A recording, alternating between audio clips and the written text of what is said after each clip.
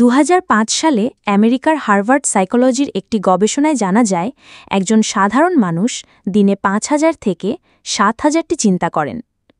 আর কানাডার university of কুইন্সের এক গবেষণায় বলা হয় মানুষ গড়ে ৬,২০০টি থটওয়ার্মস তৈরি করে, অর্থাৎ ভিন্ন ভিন্ন চিন্তার ধারা।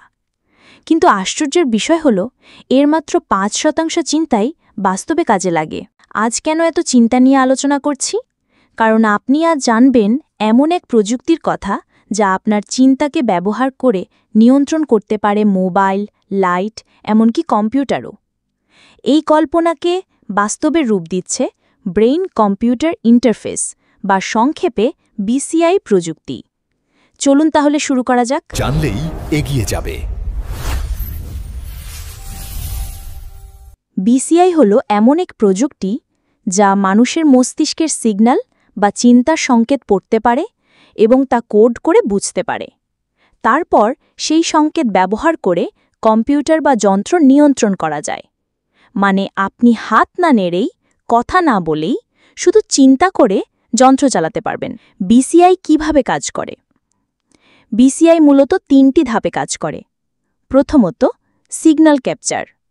মাথায় বসানো হয় ইলেকট্রোড বা একটি ছোট চিপ যা মস্তিষ্কের EEG বা নিউরনের বৈদ্যুতিক সংকেত সংগ্রহ করে। দ্বিতীয়ত, সিগন্যাল প্রসেসিং।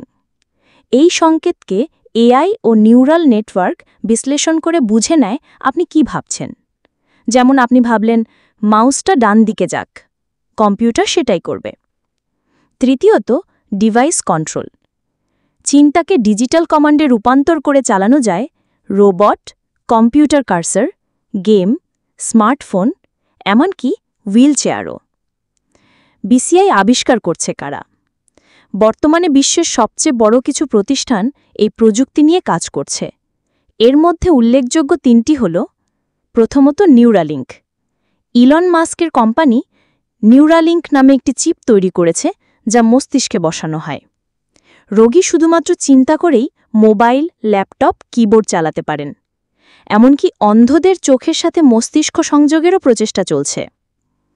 2024 সালের জানুয়ারিতে নিউরালিঙ্ক মানুষের ওপর পরীক্ষার জন্য FDA অনুমোদন পেয়েছে। দ্বিতীয়ত হল সিনক্রোন। স্টেন্ট্রোড নামের প্রযুক্তির মাধ্যমে ইলেকট্রোড রক্তনালীর মাধ্যমে মস্তিষ্কে পাঠানো যায় সার্জারি ছাড়াই। এটি ALS বা স্ট্রোক আক্রান্ত রোগীদের চিন্তার মাধ্যমে ইমেইল পাঠানো, হুইলচেয়ার চালানো সম্ভব করেছে। যুক্তরাষ্ট্রের সফল ক্লিনিক্যাল ট্রায়াল সম্পন্ন হয়েছে। তৃতীয় হল ব্ল্যাকরক নিউরোটেক। ইউটা অ্যারে নামে একটি মাইক্রোইলেকট্রোড মস্তিষ্কে বসানো হয়। এটি ব্যবহার করে প্যারালাইজড রোগী ম্যাট ন্যাগেল শুধুমাত্র চিন্তা করে রোবোটিক হাত চালাতে পেরেছেন। কারা ব্যবহার করবে BCI? প্রথমে ব্যবহার করছেন চিকিৎসা নির্ভর রোগীরা, যেমন প্যারালাইসিস, ALS, পার্কিনসন্স ইত্যাদি। ভবিষ্যতে ব্যবহার করবেন গেমাররা, VR/AR ব্যবহারকারী, স্মার্ট হোম ইউজার, এমনকি মিলিটারি বাহিনীও। BCI দিয়ে কি উপকার হতে পারে? প্যারালাইজ মানুষ চিন্তা দিয়েই কথা বলা, টাইপ করা বা গাড়ি চালাতে পারবেন। কৃত্রিম অঙ্গ ব্যবহার করা যাবে যেন মনে হয় নিজের শরীরেরই অংশ।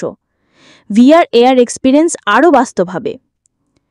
মিলিটারি বাহিনী চিন্তার মাধ্যমে ড্রোন, রোবট কন্ট্রোল করতে পারবে। ভবিষ্যতে সম্ভব হতে পারে মেমোরি আপলোড, টেলিপ্যাথিক যোগাযোগ, মনের ভাব বিনিময়। BCIতে কি চ্যালেঞ্জ আছে? গোপনীয়তা ঝুঁকি। যদি হ্যাকার আপনার চিন্তা পড়তে পারে তাহলে? নৈতিক প্রশ্ন। কারো মস্তিষ্কের অভ্যন্তরে প্রবেশ কি মানবাধিকারের লঙ্ঘন? চিকিৎসা ঝুঁকি। ইমপ্লান্ট ব্যর্থ হলে হতে পারে সংক্রমণ, পার্শ্ব প্রতিক্রিয়া বা জীবনহানি। এসব চ্যালেঞ্জ এখন বিজ্ঞানীদের সামনে বড় বাধা। BCI আবিষ্কার কতদূর এগিয়েছে? এখনও গবেষণা ও ক্লিনিক্যাল ট্রায়াল পর্যায়ে। 2030 সালের মধ্যে এটি স্বাস্থ্যখাতে নিয়মিত ব্যবহার শুরু হবে। 2040 সালের পরে সাধারণ মানুষও চিন্তা দিয়ে যন্ত্র চালাতে পারবেন। এমনকি একজনের স্মৃতি অন্যজনের মস্তিষ্কে আপলোড করার মতো ধারণাও বাস্তবে রূপ নিতে পারে। BCI ভবিষ্যতের পথ। BCI শুধু একটি প্রযুক্তি নয়, এটি মানবজাতির পরবর্তী বিবর্তনের ধাপ, সাইবারনেটিক এভলিউশন, যেখানে মানুষ আর মেশিন এক হয়ে যাবে আর সবকিছুর নিয়ন্ত্রণ থাকবে আপনার চিন্তার মধ্যেই। ভিডিও ভালো লাগলে লাইক দিন, মতামত দিন কমেন্টে, আর এমন তথ্যভিত্তিক ভিডিও পেতে চ্যানেলটি সাবস্ক্রাইব করতে ভুলবেন না। ধন্যবাদ সবাইকে।